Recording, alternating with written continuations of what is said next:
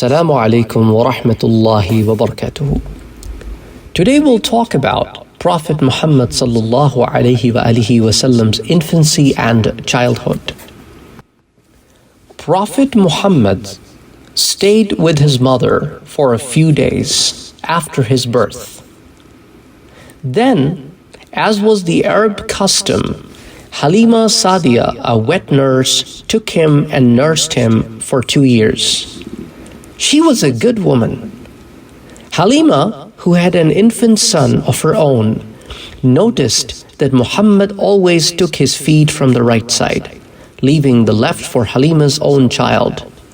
She also noticed the blessings that came with him. Her goats gave more milk than before, and food which normally lasted for only 2 days now lasted for 4. After 2 years, Halima brought Prophet Muhammad sallallahu alaihi wasallam back to Mecca. But the city was affected by a plague, so Halima, who had seen the blessings of this child, insisted on taking him back to her own village. Prophet Muhammad sallallahu alaihi wasallam then stayed for a further 2 years with his foster mother. He was 4 years old when he returned to his own mother. When he was 6, his mother Amina took him to visit her relatives in Medina, where they stayed for a month. Prophet Muhammad learned to swim in a pond while he was there.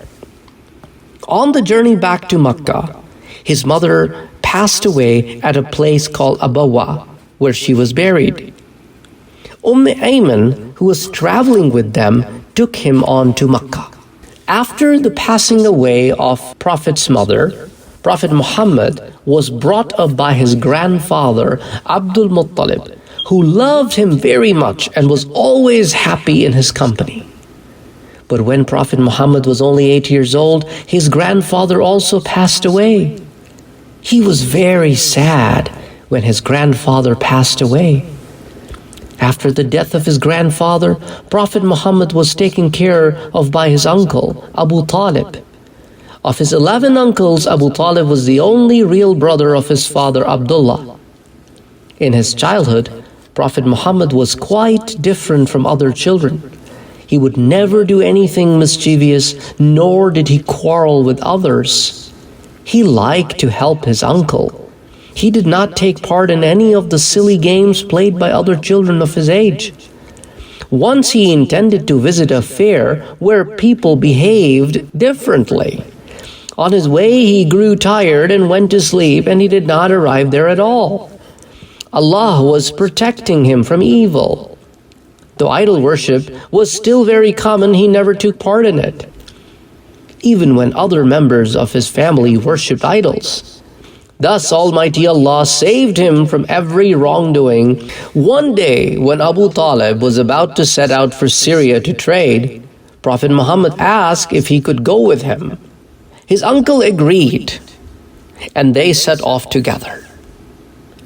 On the way, they came to a place called Busra and stopped at a Christian monastery where a monk named Buhaira lived. He said, "Muhammad is the chief of the messengers of God." When people asked Buhaira why he had said that, he replied that when Muhammad descended from the nearby mountain, he saw all the trees and rocks kneeling down. So Prophet Muhammad, peace be upon him, was sent back to Mecca. End of lesson 2. However, now let's review with the help of a few questions to see how much of this you remembered. Question number 1. Why did the Prophet feed from only one side? Question number 2. What blessings did Prophet Muhammad bring to Halima? Question number 3. How old was Prophet Muhammad when his grandfather Abdul Muttalib passed away? Question number 4. Why was Prophet Muhammad cared by his uncle Abu Talib? Question number 5. Where is Syria? Question number 6. Buhaira was a monk. What is a monk? And the last question for today, what did Buhaira say about Prophet Muhammad? Till the next lesson, everybody, take care. Assalamu alaikum wa rahmatullahi wa barakatuh.